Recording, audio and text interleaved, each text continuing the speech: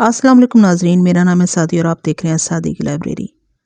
उम्मीद करती हूँ कि जिन्नात का बेटा आपको पसंद आ रही होगी। लाजमी से सुनिएगा, बहुत दिलचस्प कहानी है।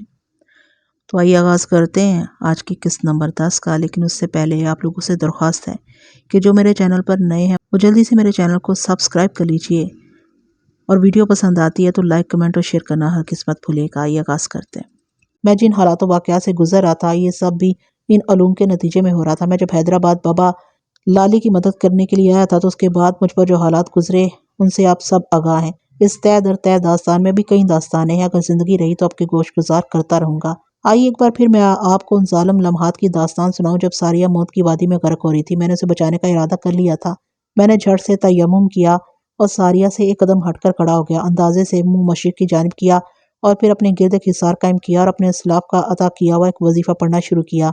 मैं 10 मिनट तक आंखें बंद करके वजीफे का विर्द करता रहा। वजीफे की तादाद का तयन करने के लिए मैं उंगलियों पर गिनती करता जा रहा था।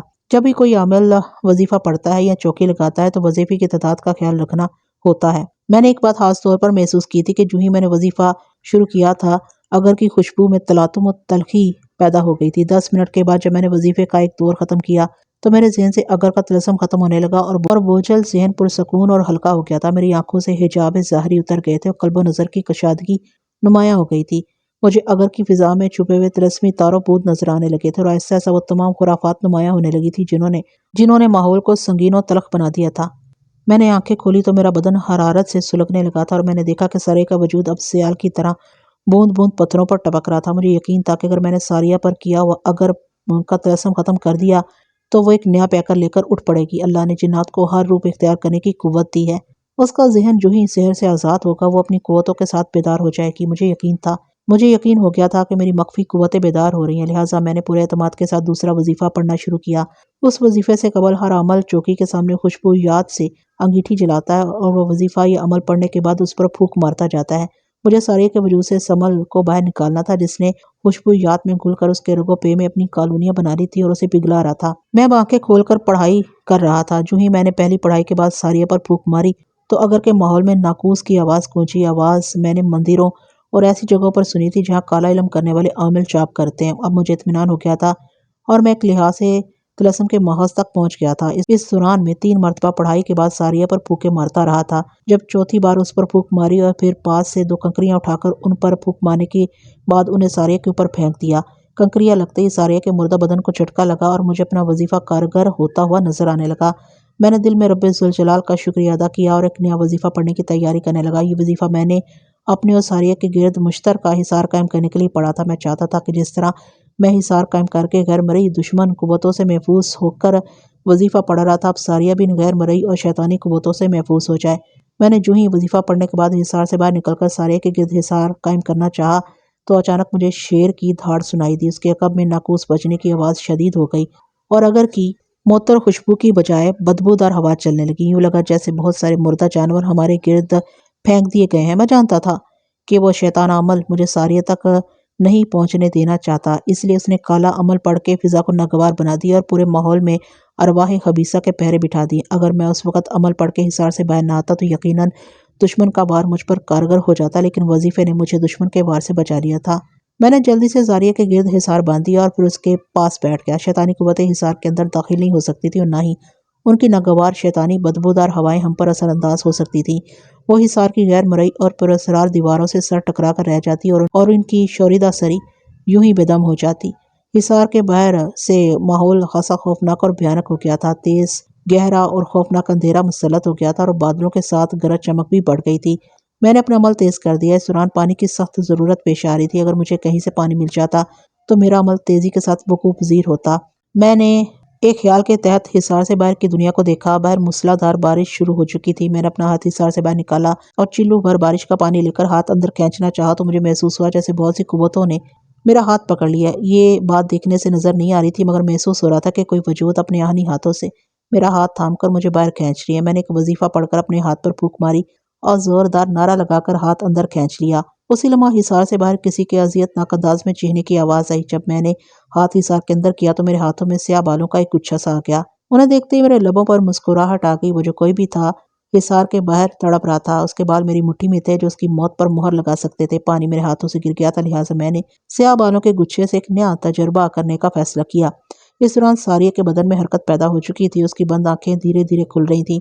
میں نے بالوں کا گچھا سامنے رکھا اور قریب پڑے دو صاف ستھرے پتھر اٹھا کر انہیں آپس میں رگڑ کر ایک شعلہ پیدا کیا اور بالوں کے گچھے کو اس کی آنکھ سے سلگانے میں کامیاب ہو گیا۔ جو ہی بالوں نے آنکھ پکڑی، حصار سے باہر ارواح حبیسہ کی مخصوص چیخو پکار شروع ہو گئی۔ میں نے وظیفہ پڑھنے کے بعد بالوں کی آنکھ بھڑکا دی۔ اس کے ساتھ ہی میں نے آنکھیں بند کر کے ایک طاقتور وظیفہ پڑھ کے حصار کے اس جانب پھونک ماری جدھر سے میں نے پانی حاصل کرنے کے لیے ہاتھ بڑھایا تھا۔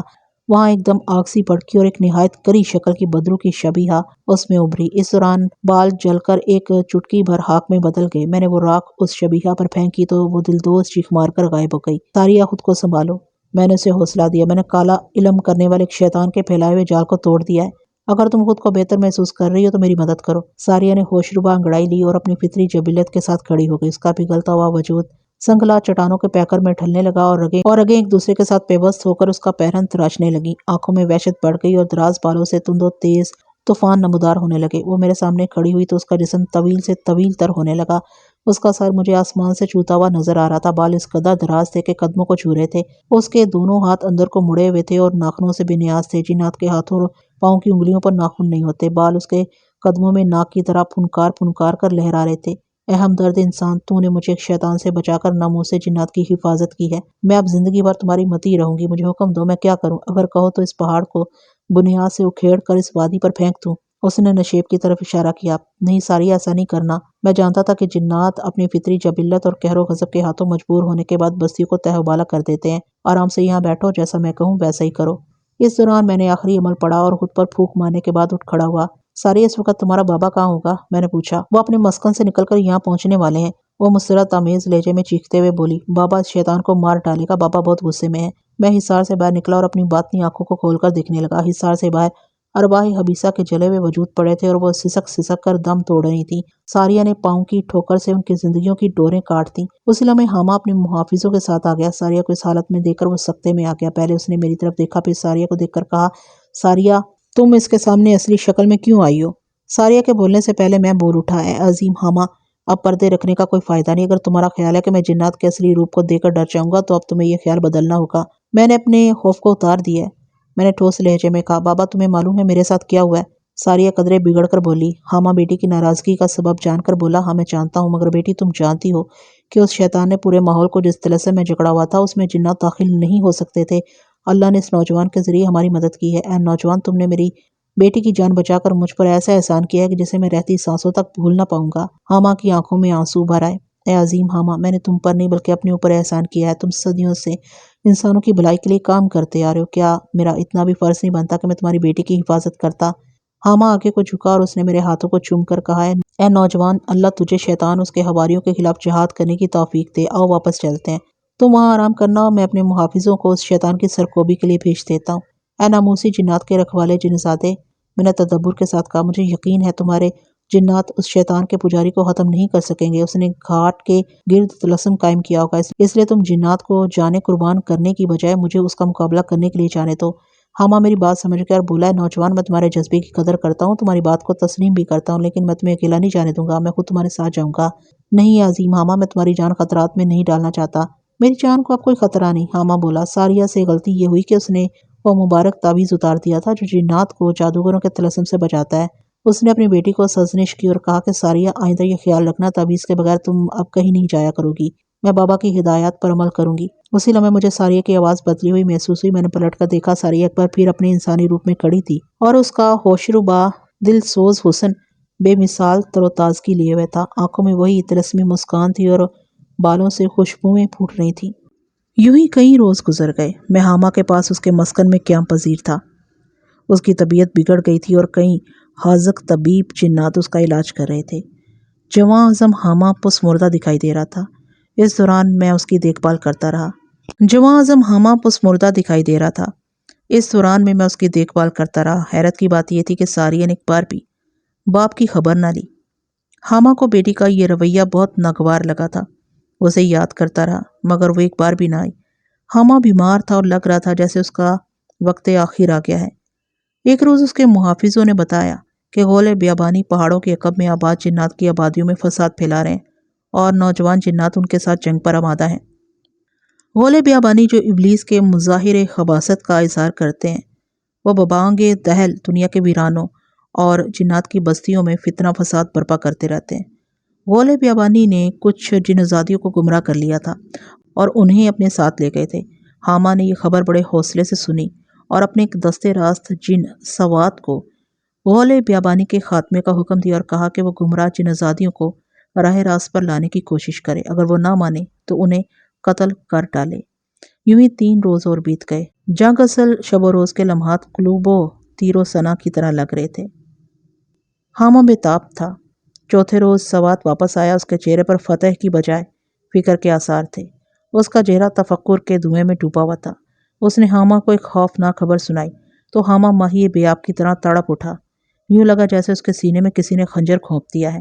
وہ خبر سن کر اس قدر زور سے چیخا کہ مسکن کے در و دیوار لرز اٹھے۔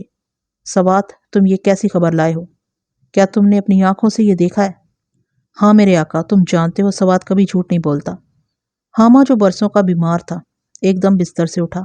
اس کے چہرے پر قہر و غضب کا طوفان امڑ آیا اور وہ بے تابی سے ٹہلنے لگا۔ سوات، ہم نے حق کی جنگ میں پہلے بھی اپنوں کا خون بہایا ہے اور آج پھر تقدیر ہم سے اپنے لہو کا خراج مانگ رہی ہے۔ خدا ذوالجلال کی قسم، حضرت سلیمان علیہ السلام کی قسم، ناموس جنات کا رکھوالا علم بردار حاما اپنی بیٹی کو اپنے ہاتھوں سے قتل کر ڈالے گا۔ میرے آقا، سوات نرمی سے بولا، ذرا تحمل سے کام لے۔ مجھے یقین ہے ساریہ بیٹی کو ابلیس نے گمراہ کیا ہے۔ فرزند ابلیس خفاف نے اسے اپنے خاکی شیطان کے سپرد کیا ہے، تو اس کی وجہ یہ بھی ہو سکتی ہے کہ وہ ان کے پاس اپنی رضا سے نہ گئی ہوگی، اسے گمراہ کیا گیا ہے۔ حاما گرایا، سوات نہیں، وہ یقیناً اپنی مرضی سے گئی ہے۔ اس پر نیکی کی قوتوں کی بجائے ابلیسی قوتوں پر دسترس کا جنون طاری ہو گیا ہے، وہ باغی ہو گئی ہے۔ وہ اسے شادی کرنا چاہتی تھی مگر میرے منع کرنے پر وہ باز نہ آئی۔ وہ شیطان کے پاس جا کر مجھے مجبور کرنا چاہتی ہے کہ میں اس کی خواہش کے آگے جھک جاؤں۔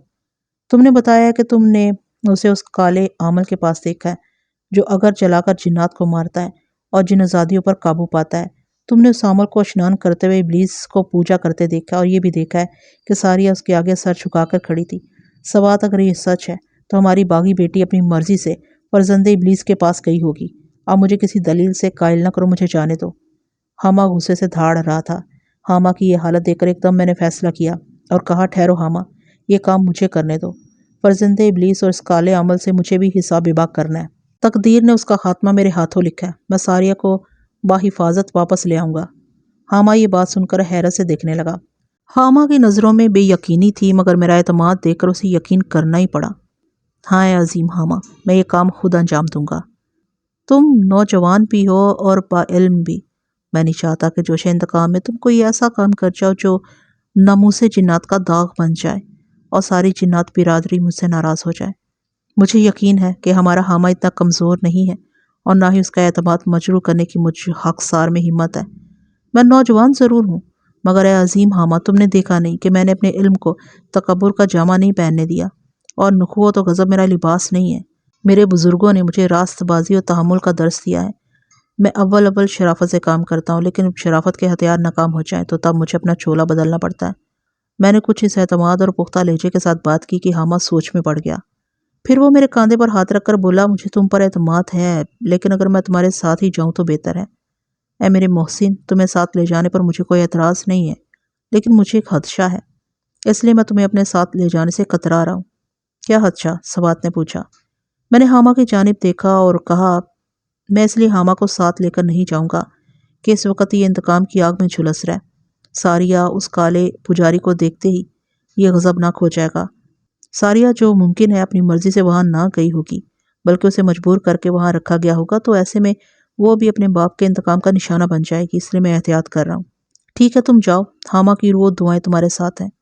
حاما نے میرے عزائم کے آگے ہتھیار گرا دیے اور میں سوات سے کالے عامل اور فرزندان ابلیس کے ٹھکانے کا پتہ معلوم کر کے چل دیا۔ البتہ چلنے سے پہلے میں نے وظائف کے لیے کچھ ضروری سامان حاصل کر لیا اور کاندھے پر تھیلا لٹکائے وظائف کا ورد کرتے ہوئے پہاڑوں سے اترنے لگا۔ سر سبز اور برف پوش پہاڑوں سے اترتے ہی اگر کی اسی مانوس سی خوشبو نے میرا سواگت کیا۔ ناقوس کی گھنٹیاں عجیب بے ہنگم انداز میں بج رہی تھیں۔ میں کوئی 2-4 کوس چلا تھا کہ میرے کانوں میں साज़ इबलीस की आवाज़ पड़ने लगी। मज़मार के सहरंगेज़ ताने फ़िज़ाओं का सीना चीर कर मेरे ज़हन पर दस्तक देने लगी। अगर मैंने वज़ाइफ ना पढ़े होते तो यकीनन मैं शैतानी वसवसों का शिकार हो जाता। मुझे अंदाज़ा हो गया था कि मैं शैतान के इलाके में दाखिल हो गया हूँ और उसने मुझे देख लिया है। मैंने कुछ ख़ास वज़ाइफ अदा किए ताकि मैं शैतान की फितना साजियों से मुकम्मल तौर पर बचा रहूँ। सवात ने मुझे जो निशानियाँ बताई थीं अब वो ज़ाहिर होना शुरू हो गई थीं। दरख्त के दोनों तरफ पहाड़ थे जिनके दरमियान एक छोटा सा रास्ता था। ये दरख्त उस रास्ते को बंद किए हुए थे। ऐसे दरख्त हमारे पंजाब में आम तौर पर देखे जा सकते हैं। हम उन्हें बोड़ का दरख्त कहते हैं। उसकी लंबी लंबी ज़मीं बोस शाखें बालों के गुच्छों की तरह लहरा रही थीं। एक अजीब बात यह थी कि उस दरख्त पर जा काले कपड़े की धज्जियां लटक रही थी। उसकी शाहों के अलावा तने पर भी ये धज्जियां नजर आ रही थी। मैं बोड़ के दरख्त के पास पहुंचा और उसके गिर्द एक लंबा सा चक्कर काट कर हिसार कायम कर दिया और कांधे से थैला उतार कर उसमें से माश और घोकल निकाली। उन्हें मुट्ठी में बंद किया और एक कमल पड़ने के बाद ज़मीन पर छोटा सा गड़ा खोदा और दोनों चीज़ें उसमें डाल दी। फिर कुछ खुशबूयात निकाली और उन्हें गड़े के ऊपर छिड़क दिया और जेब से दिया सलाई निकाल कर उन्हें आग लगा दी। जो ही आग का शोला भड़का, बरगद के दरख्त में भूचाल सा आ गया और अजीबोगरीब सी आवाज़ें सुनाई देने लगीं। मनहूस, कराहियत-आमेज़, दिलदोज़, करबनाक, शैतानी आवाज़ों के तलातुम ख़ैज़ शोर से कानों पड़ी आवाज़ सुनाई न दे रही थी। ये सब मेरे अमलियात के आगाज़ का रद्द-ए-अमल था। मैं गड्ढे के पास बैठ गया और थैले से एक बड़ी काली तस्बीह निकाली और मखसूस वज़ाइफ पढ़ने के बाद पहले उस आग पर फूंक कर उसे भड़काता रहा, फिर बरगद की तरफ फूंक मार देता। वज़ाइफ इल्म का वो ख़ज़ाना होते हैं जो इसरार के पर्दों में छुपे राज अफ़शा करते हैं और एक इंसान को अशरफुल मखलूक़ात बनाते हैं। इल्म की तेज़ लहरें शुआएं बरक़ रात से बढ़कर होती हैं। मैंने इल्म की ताकत से बरगद पर मुक़ीम शैतानी क़ुव्वतों को उस हिसार में बंद कर दिया। ये वो शैतानी क़ुव्वतें थीं जो अगर सुलगाने वाले आमल की मुहाफ़िज़ थीं। अगर मैं इनका कलाकमा न करता तो ये मुझ पर अकब से हमला कर सकती थी। कुछ देर बाद माहौल पर सकूत छा गया। शैतानी और तागूती क़ुव्वतें दम तोड़ गईं तो मैंने हिसार में कदम रखा और बरगद के दरख्त के पास पहुंचकर उसकी शाहों को काटा तो पहाड़ों का रास्ता दिखाई देने लगा, जिधर से गुजर कर मुझे शैतान के चेले का कलाकमा करना था। मैं इंतहाई एहतियात के साथ आगे बढ़ रहा था। फ़िज़ा में मज़मार का सहर एक बार फिर तारी होने लगा था और इसरार के पर्दों में बेचैनी सी महसूस होने लगी। अब मुझे कोई ख़तरा न था। यूँ लग रहा था जैसे बहुत सारे तागूती वजूद इस रास्ते पर सफ़र कर रहे हों और मुझसे घिस घिस कर चल रहे हों। मुझे उनकी गर्म और बदबूदार सांसें महसूस होने लगी। मुझे एहसास हुआ कि ये काला आमिल बहुत ताकतवर होगा, मगर मुझे तो अपने खुदा और उसकी अता करदा क़ुव्वतों पर एतमाद था। मैं ईमान और सच्चाई के साथ उसे नीस्त व नाबूद करने आया था। उन तारीक और घिनौनी राहों पर नेकी के चिराग रोशन करना चाहता था। रास्ता नाक की तरह बल खाता हुआ पहाड़ों के अंदर ही अंदर तवील होता जा रहा था। मैं कभी ज़ेरे लब और कभी बाआवाज़ वज़ाइफ पढ़ता। विर्द जारी रखे हुए मैंने अब खुद को माहौल से लापरवाह कर लिया था। वक्ती तौर पर अपने कान और आंखें बंद कर ली थी। रास्ता खुद ब खुद मुझे मंजिल की तरफ ले जा रहा था। चलते चलते अचानक मुझे महसूस हुआ कि मेरे कदमों से ज़मीन निकल गई है और मैं किसी गहरे पानी के तालाब में उतर गया हूँ। मैंने यकयक आंखें खोली तो खुद को एक वसी और इस तालाब में पाया। मेरे सर के ऐन ऊपर सूरज चमक रहा था। पानी ठंडा था मगर उससे नागवार सी बू आ रही थी। ऐसे लग रहा था जैसे मुर्दा जानवर यहाँ बहाए गए हों। हालांकि पानी साफ सुथरा था। तालाब के दूसरे किनारे पर एक मंदिर की इमारत दिखाई दी। ये उसी शैतान का मस्कन था। सवात ने बताया था कि मंदिर के ऊपर एक बड़ा सा कलश है और उसके दरवाजे पर 2 शेर पहरा देते हैं। दोनों शेर मंदिर के बड़े दरवाजे के सामने बैठे थे। मैं कुछ देर तक तालाब में तैरता रहा, फिर आहिस्ता आहिस्ता मंदिर की जानिब बढ़ा। जो ही मैं किनारे पर पहुंचा, दोनों शेर एकदम उठे और फिजा को सूंघने लगे। शेरों की हिस्सियात बहुत तेज होती हैं। मुझे देखते ही मेरी तरफ बढ़े। इस दौरान मैं तालाब से बाहर आ गया था और जल्दी से हिसार कायम करके उसके अंदर बैठ गया। शेर घुराते और धाड़ते हुए हिसार के पास आए, लेकिन जो ही उन्होंने मुझ पर झपटना चाहा, एक मावराई दीवार मेरे और उनके दरमियान खड़ी हो गई और वो घुराते हुए हवा में नदीदा दीवारों को पंजों से खुरचने लगे। शेरों की आंखों में तागूती इब्लीसी कशिश होती है। मद्दे मुकाबिल को अपनी नज़रों से असीर कर लेते हैं। इस दौरान मैं माश के दानों पर अमल पढ़ के उन्हें शेरों की तरफ फेंका। शेर घुराते हुए दानों पर लपके और मुर्गी की तरह उन्हें चुगने लगे। कुछ ही देर बाद अमल ज़दा दानों ने काम कर दिखाया और घुराते हुए शेर सहमी हुई मुर्गियों की तरह हिसार के बाहर गिर गए। मैं पूरे एतमाद के साथ बाहर निकला और मंदिर के दरवाजे पर पहुंचकर ज़ोरदार आवाज़ में पुकारा, ओ शैतान की औलाद, मेरे सामने आ, देख तेरी मौत तेरे सामने खड़ी है। मेरी आवाज़ बाज गश्त की तरह पूरे मंदिर में गूंजने लगी। मुझे दूसरी बार बोलने की ज़रूरत पेश नहीं आई। जवाब में कोई धीरे धीरे कदमों से मेरी तरफ आने लगा और कुछ ही लम्हे बाद सरापा क़यामत बदी सामने खड़ा था। वो सारिया थी। سر سے پاؤں تک جوالا صفت دکھائی دے رہی تھی، اس کی آنکھیں شعلے اگل رہی تھیں۔ سرخ رنگ کے گھیرے دار لباس میں وہ بال بکھرائے وحشیانہ تیوروں سے مجھے دیکھ رہی تھی۔ یہاں کیا لینے آئے ہو؟ وہ سپاٹ لہجے میں بولی۔ میں تجھے لینے آیا ہوں۔ مجھے؟ ہا ہا، وہ وحشیانہ ہذیانی انداز میں کہکہے لگانے لگی۔ مجھ سے تمہارا کیا تعلق ہے؟ تمہارے ساتھ تعلق ہے تو لینے آیا ہوں۔ جواب میں وہ ایک بار پھر کہکہے لگانے لگی۔ مجھ سے تعلق؟ اگر مجھ سے کوئی تعلق ہوتا تو اس طرح مجھے رد کرتے؟ اس کی سرخ آنکھوں سے سیال بہنے لگا۔ اس کے دل کا غبار زبان اور آنکھوں سے اود رہا تھا۔ تم نے پہلے مجھے ٹھکرا دیا اور اب مجھے لینے آئے، کیوں؟ میرا تم سے کیا تعلق ہے؟ آؤ اس عظیم ہمہ کے پاس جسے صرف اپنے مقاصد اور مطلب سے غرض ہے، جس نے اپنی زندگی دوسروں کے لیے وقف کی ہوئی ہے، جو اپنی اولاد کی تمنا و خواہشوں کا خون کرتا اور ان سے اپنی محبت کا عوضانہ مانگتا ہے۔ جاؤ اس صدیوں پرانی بدرو کے پاس، وہ جنات کی ناموس ہے لیکن اسے اپنی ناموس کی رکھوالی کا پاس نہیں ہے۔ وہ ہذیان بک رہی تھی اور جوش غضب سے منہ سے کف بہہ رہا تھا۔ اس کی وحشیانہ تپش سے مجھے اپنا آپ سلگتا ہوا محسوس ہونے لگا۔ وہ فطری جذبوں اور خواہشوں تقاضوں کو صدیوں سے دبائے ہوئے بیٹھی تھی، مگر آج وہ پھٹ پڑی تھی اور اپنے نفس کی غلامی کے لیے ہوس گیروں کے گروہ میں شامل ہو گئی تھی۔ ساریہ، ہوش میں آؤ، میں نے سخت لہجہ اختیار کیا۔ تمہارے دماغ پر خناس سوار ہو گیا ہے، تم اپنے بابا کی توہین کر رہی ہو۔ میں کہتی ہوں میری نظروں سے دور ہو جاؤ، ایسا نہ ہو کہ تم میری نفرت کی آگ میں جل جاؤ۔ جاؤ اس وقت کا انتظار کرو جو میں تمہارے پاس آؤں گی، اور تم مجھے رد نہیں کر سکو گے، تم میرے محتاج ہو کر رہ جاؤ گے۔ یہ تمہاری بھول ہے ساریہ۔ میں نے اسے سمجھانا چاہا، تم جانتی ہو نفرت، کینہ اور بغض کی آگ ابلیس سلگاتا ہے۔ تم ان ہتھیاروں سے کبھی بھی مجھے جیت نہ سکو گی۔ اگر تم مجھے حاصل کرنا چاہتی ہو تو شرافت اور سچائی پر آ جاؤ اور خدا سے دعا کرو کہ وہ ہمارے لیے آسانی پیدا کرے۔ نہیں نہیں نہیں، وہ بال نوچتے ہوئے گرائی۔ میں نے ساری عمر اس آس پر گزار دی ہے، مجھے آج تک کوئی انسان متاثر نہ کر سکا تھا۔ کتنے لوگ میری نظروں کے سامنے سے گزرے، کئی تو ایسے تھے جنہوں نے میرے آگے سر چکا دیا۔ وہ مجھے حاصل کرنا چاہتے تھے، مگر میں جو صرف تمہاری تلاش میں تھی، تم ملے ہو تو مجھ سے بھاگ رہے ہو اور مجھے سمجھا رہے ہو کہ میں تمہیں حاصل نہ کروں۔ میری بات سن لو، میں تمہیں حاصل کر کے رہوں گی یا جل کر راکھ ہو جاؤں گی۔ ساریہ، عقب سے بھاری بھرکم طاغوتی آواز سنائی دی تو وہ وحشیانہ انداز میں پلٹی اور دونوں ہاتھ جوڑ کر پرنام کے انداز میں کھڑی ہو گئی۔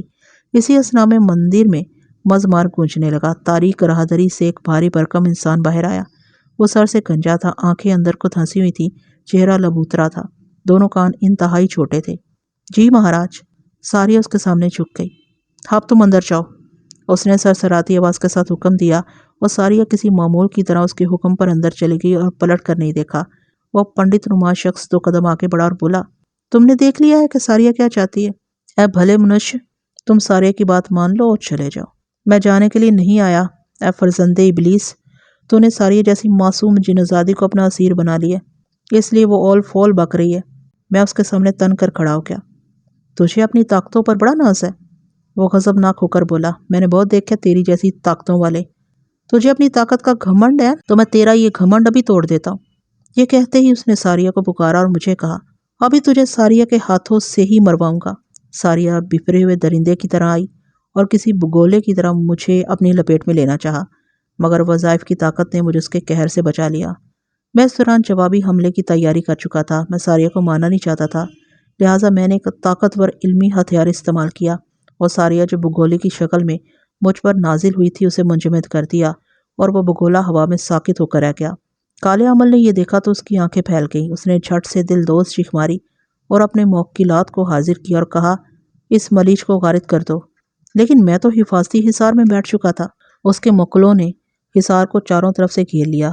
میں نے تھیلے سے موکلون کی مانوس خوراک نکالی اور اس پر دم کر کے ان کی طرف پھینکا تو وہ بھوکے جانوروں کی طرح ان پر گرے۔ کالا عمل یہ دیکھ کر 4 قدم پیچھے ہو گیا۔ اسے معلوم ہو گیا تھا کہ میں اس کے ہر عمل کا توڑ کر سکتا ہوں۔ موکلان ندیدے اور بھوکے جانوروں کی طرح خوراک چٹ کرنے لگے۔ اس دوران میں نے عمل کی پریشانی پر کہا لگایا اور کہا، اے جھوٹے اور گندے شیطان، میں نے تیرے بھوکے موکلان کا پیٹ بھر دیا ہے، اب یہ تیرے قابو میں نہیں رہے۔ عملیات کی دنیا میں عاملین موکلان کو بھوکے رکھ کر اپنا متی بناتے ہیں، لیکن جب انہیں ان کی مانوس اور عمل زدہ خوراک کھلا دی جائے تو وہ باغی ہو جاتے ہیں اور اپنے عمل پر برس پڑتے ہیں۔ کالے عمل کو اب یقین ہو گیا تھا کہ اس کے موکلان باغی ہو گئے ہیں اور اس پر حملہ کر دیں گے۔ یہ سوچتے ہی اس نے مندر کے اندر دوڑ لگانی چاہی تو میں نے اس کے موکلان سے کہا، اس پاپی کو پکڑ لو۔ میرا حکم سنتے ہی موکلان نے اپنے پاپی आमल पर हमला कर दिया। वो चीखता रह गया और अपनी हिफाजत न कर सका। मोक्कलान ने उसे तड़पा तड़पा कर मार दिया। काले अमल के मरते ही मंदिर में भौचाल सा आ गया और अगर की आग जोरों शोर से फैल गई। मोक्कलान ने जो ही अगर को सूंघा उसके असीर हो गए और देखते ही देखते स्याह धुआं बनकर हवा में तहलील हो गए।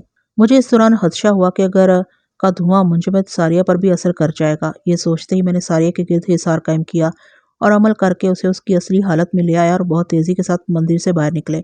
सारिया को होश आ गया था और वह दम्बाखूत नजरों से मुझे देखने लगी।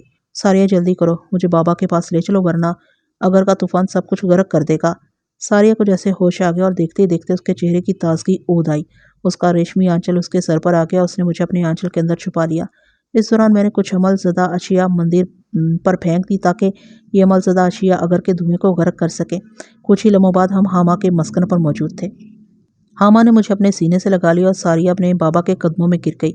वो कितनी ही देर तक रोती रही और अपनी गुस्ताही की मुआफ़ी मांगती रही। उसने एतराफ़ किया कि वो ताकूती ताकतें हासिल करके अपने ख्वाब पूरे करना चाहती थी। वो बहक गई थी, लिहाजा हामा ने भी उसे माफ़ कर दिया। उस लम्हे मुझे हामा ने एक बड़ी अजीब व गरीब बात कही। मैं भी इस रुख पर सोचने लगा हूँ कि अगर सारिया की शादी तुमसे कर दी जाए तो ये अजीब बात नहीं होगी। सारिया और मैं दोनों ने हामा की तरफ देखा। वो मुद्दतों बाद खुशगवार मूड में था। बाबा, हम दोनों के मुंह से निकला, लेकिन हामा के चेहरे पर शरारत खिल रही थी। मैं इस नामुमकिन तसव्वुर पर यकीन नहीं कर सकता था। हामा ने मेरा कांधा थपथपाया और बोला, घबराओ नहीं, जो तुम चाहोगे वही होगा।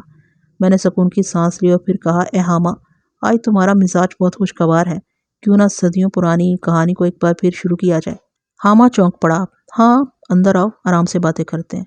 सारिया ने अंदर एक चिराग रोशन किया और अपने बाबा के लिए गाँव तकिया दुरुस्त करके एक तरफ खड़ी हो गई। हामा तकिए के साथ टेक लगाकर नीमदराज हो गया और सदियों पुरानी अधूरी कहानी की जंजीरें जोड़ने लगा। हाँ तो सुनो, मेरी जिंदगी की तारीकियां उजालों से मुनव्वर हो गई थी। वो ताबा चेहरे के मालिक ऊंचे लांबे कद वाले बाबली गिरोहों की सूरत में हमदो सना करते। उखनू यानी हज़रत इदरीस अलैहिस्सलाम अपनी जमात को तबलीग करते और उन्हें शरीयत इलाही से आगाह करते। ऐ मेरे मेहरबान दोस्त, तुम्हें क्या बताऊं, अल्लाह के वो बरगुज़ीदा बंदे, वो नेकुकार जमात किस कदर हज़रत इदरीस की मती व फर्माबरदार थी। नील के किनारे ऊंचे ऊंचे पहाड़ों पर उनकी अकामत गाहें थीं। वो चिरागाहों में अपने जानवर छोड़ देते और सारा सारा दिन रब कायनात की तस्बीह करते और शाम होते ही हज़रत इदरीस के गिर्द हल्का कायम करके बैठ जाते और उनसे तालीमात हासिल करते। हज़रत इदरीस वो पहली हस्ती हैं जिन्होंने कल्म इस्तेमाल किया। अल्लाह ताला ने उन्हें इल्मे हय्यत अता किया था। सूरज, चाँद, सितारे और नजूम और अमल के इसरार उन पर मुनकशिफ किए। वो अपने पैरोकारों को तिबो हिकमत और इल्म नजूम की तालीम देते और उनसे मशक़ें कराया करते थे। हज़रत इदरीस की शख्सियत बड़ी मसहूर कुन और बारोब थी। गंदम गूं रंग, पूरा कदोकामत, सर पर बाल कम, खूबसूरत खूबरू, घनी दाढ़ी, रंगो रूप के खतूत में मुलाखत, मजबूत बाजू, चौड़े शाने, मजबूत हड्डी, सुरमगी आँखें, गुफ्तार बवकार, मुत्तीन और कमगू, फ़िक्र होश के आदि, नज़रें नीची रख के बात करते थे। वो पुरजलाल भी थे। जब गुस्सा तारी होता तो सख्त लहजे में बात करते थे।